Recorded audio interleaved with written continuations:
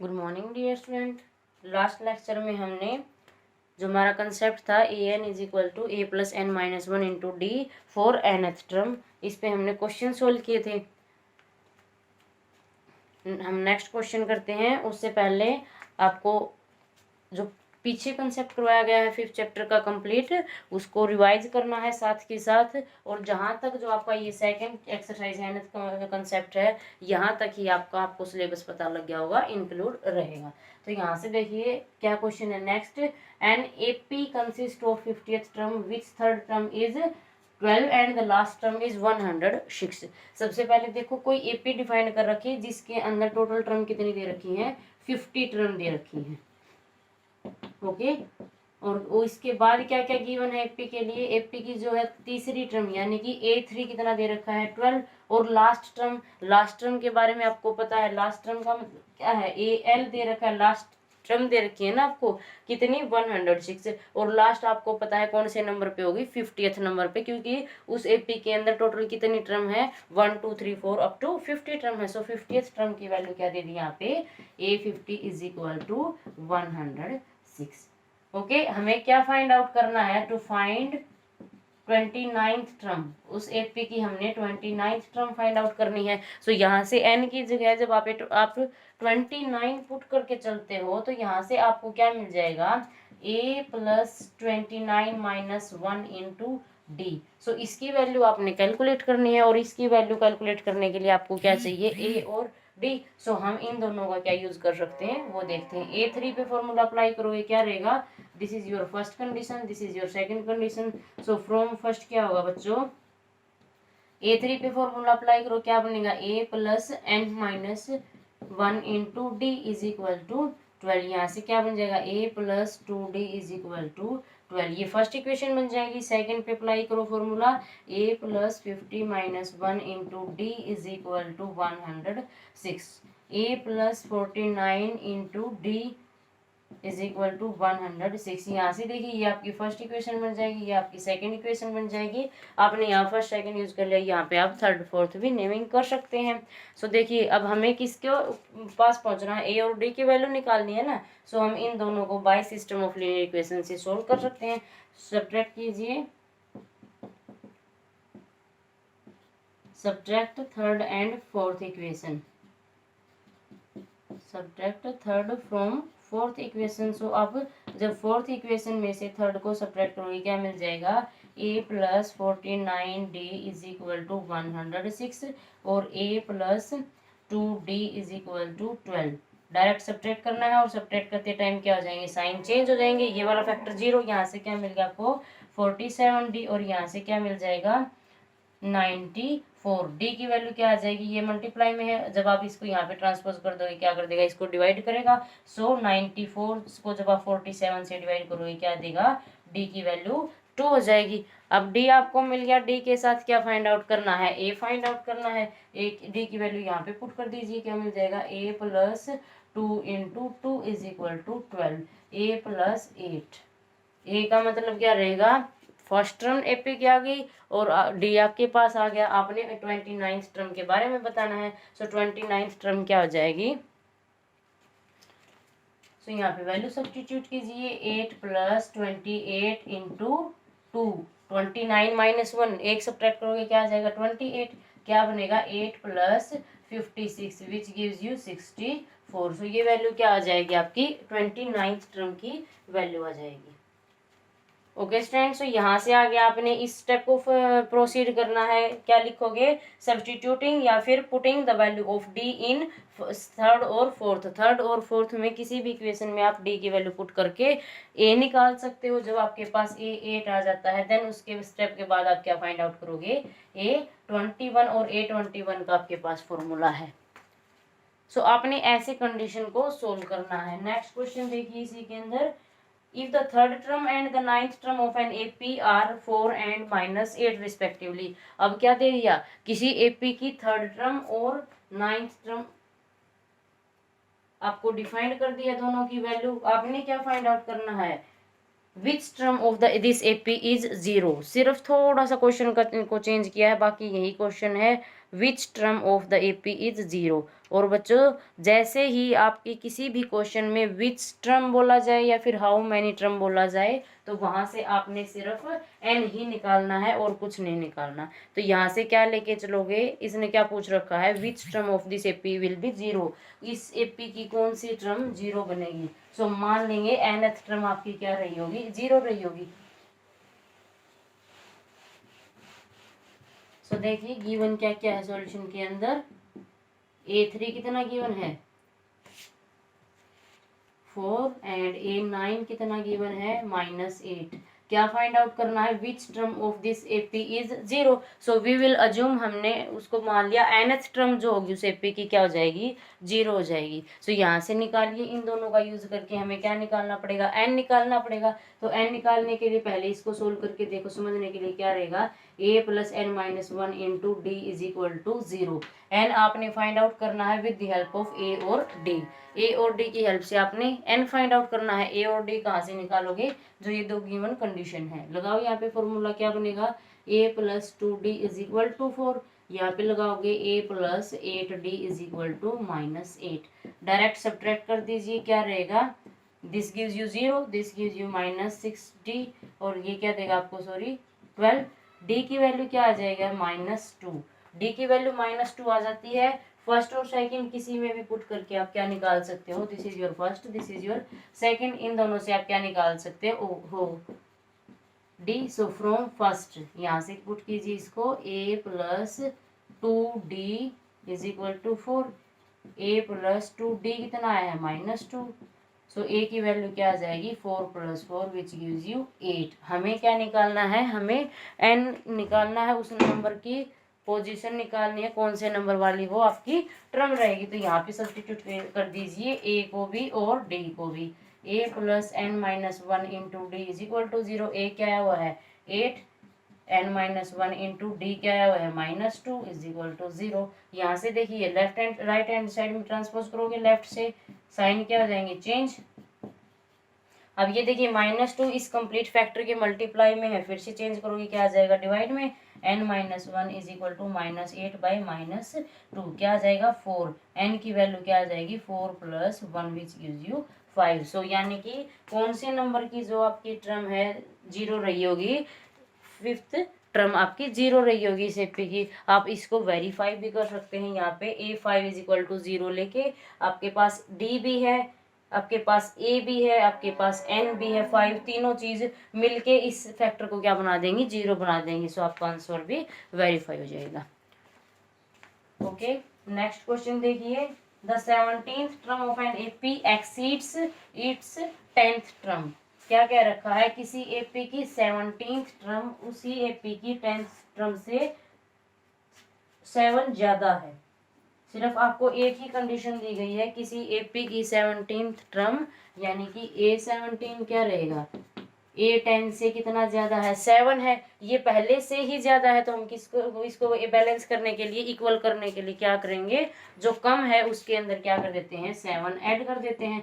सो A17 किसके बराबर है, A10 प्लस 7। आपने क्या फाइंड आउट करना है, common difference. Find common difference, इसका मतलब क्या फाइंड आउट करना है आपने, डी फाइंड आउट करना है। सिर्फ एक ही कंडीशन है, अगर दो कंडीशन है आप इजीली सोल्व कर सकते हो। अब देखिए इस एक की कंडीशन से भी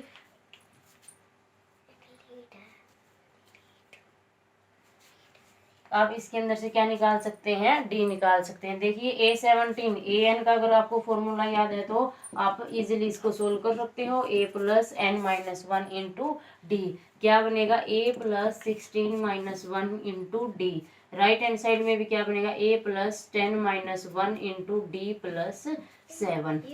देखिए अब यहाँ से देखिए क्या रहेगा, a plus 15d is equal to a plus 9d plus 7। हमें d की वैल्यू फाइंड आउट करनी है। तो जो वैल्यू आपने फाइंड आउट करनी है उसको आप लेफ्ट हैंड साइड में ट्रांसपोज कीजिए, बाकी को राइट हैंड साइड में रखिए। सो a माइनस ए, यहाँ से देखिए a प्लस है, यहाँ पे भी a प्लस है, जब राइट से लेफ्ट लेके जाओगे साइन चेंज रहेगा। 15d minus 9d is equal to 7। अब यहाँ से देखिए a माइनस ए क्या बन जाएगा 0, 15d माइनस 9d क्या आ जाएगा आपके पास 7। सो आपके पास यहाँ से वैल्यू क्या आ जाएगी,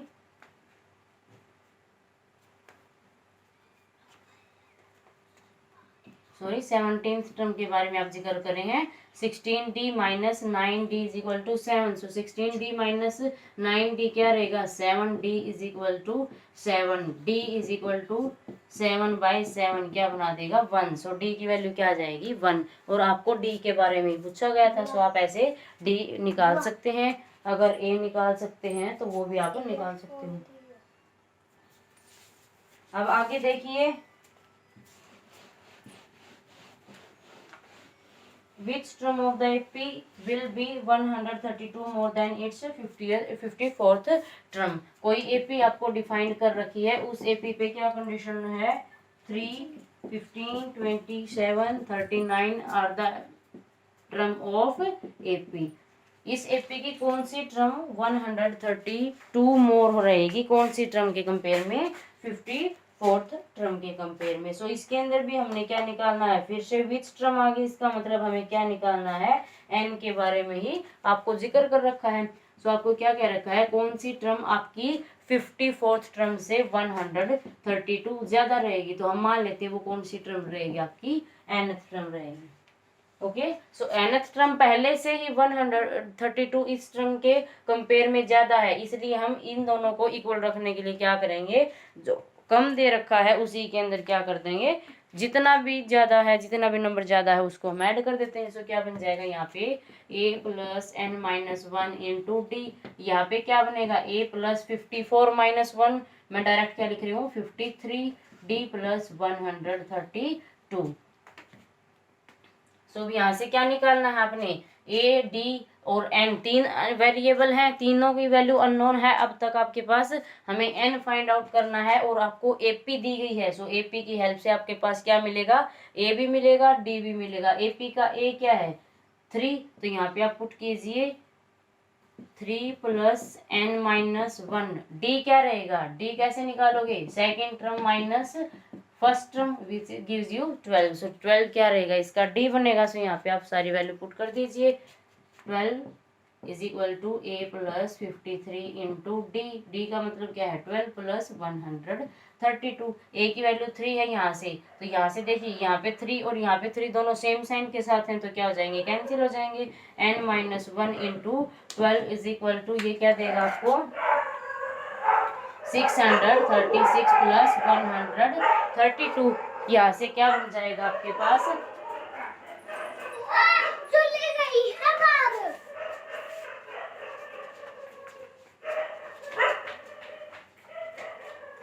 बुला ले। Sorry student. सो आगे क्या मिलेगा आपको, यहाँ से राइट हैंड साइड को आप क्या करोगे, ऐड कर दोगे 8 6 7 n माइनस 1 12। यहाँ पे क्या है मल्टीप्लाई में, राइट हैंड साइड में जाते ही क्या हो जाएगा डिवाइड में। सो ये क्या देगा आपको 12 6 का क्या रहेगा 72 और उसके बाद 12 4 का क्या रहेगा 64। n इज इक्वल टू क्या आ जाएगा 64 प्लस 1 विच गिव्स यू 65। इसका मतलब जो 65 आपकी जो टर्म रहेगी वो क्या रहेगी 54th टर्म से 65th जो टर्म है वो 132 ज्यादा रहेगी। ओके स्टूडेंट्स, सो आपने ऐसे कैलकुलेशन करनी है, सिर्फ आपको कंडीशन को अंडरस्टूड करना है और कुछ भी नहीं है, और सारी कंडीशन जो आपकी मिलती जुलती मिलेंगी पूरे के पूरे कंसेप्ट में। उसके बाद देखिए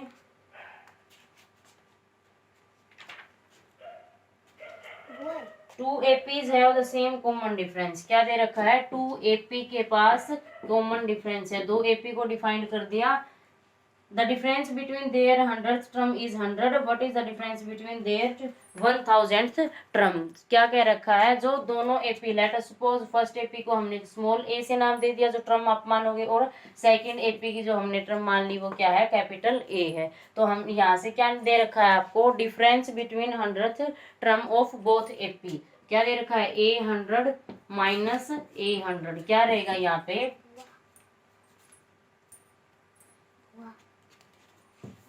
क्या रहेगा 100 दे रखा है। तो यहाँ से देखिए हमें क्या फाइंड आउट करना है, दोनों का कॉमन डिफरेंस सेम है, इसका मतलब दोनों का कॉमन डिफरेंस क्या है, डी है। तो यहाँ से देखिए जो पहली एपी क्या है, ए प्लस डी, ए प्लस 2d, ए प्लस 3d, ये जनरल एपी होती है। जिस अगर आपको एपी डिफाइंड नहीं की जाती तब आप इस एपी की वैल्यू फाइंड आउट कर सकते हो। सो ये क्या हो जाएगी, ए प्लस 3d। डी देखो दोनों का कॉमन दे रखा है, इसलिए हमने दोनों में डी को सेम रखा है, सिर्फ जो पहले वाली टर्म है वो क्या है, चेंज है। तो यहाँ से और साथ ही साथ आपको एक ये कंडीशन गिवन है, फाइंड आउट क्या करना है आपने, to find difference between their 1000 term.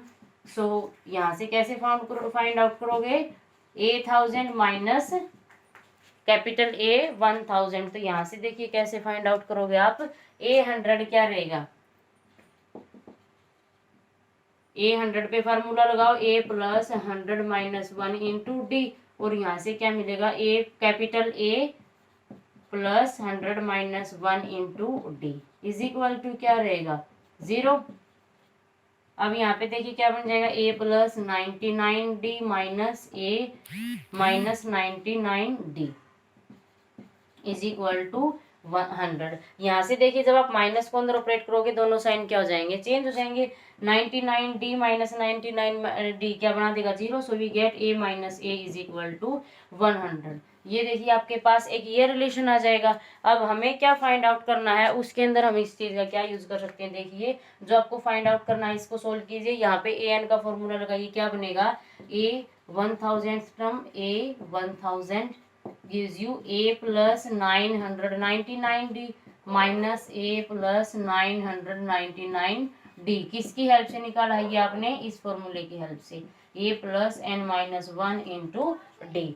तो यहाँ से देखिए क्या रहेगा, a plus 999d minus a minus 999d। ये प्लस साइन के साथ है, ये माइनस साइन के साथ है, दोनों क्या बना देंगे मिलके 0। यहाँ से क्या बच गया आपको, a माइनस a। यही पूछ रखा है इस डिफरेंस की क्या वैल्यू होगी। तो देखिए इस डिफरेंस की वैल्यू क्या आ गई आपके पास, a माइनस a, यानी कि first term of small AP, first term of first AP and first term of second AP. A minus capital A आपके पास क्या है, वाई इस रिलेशन से 100। सो इस की वैल्यू क्या बन जाएगी आपके पास, 100 बन जाएगी, यानी कि इस रिलेशन की वैल्यू क्या रहेगी बच्चों, 100 रहेगी।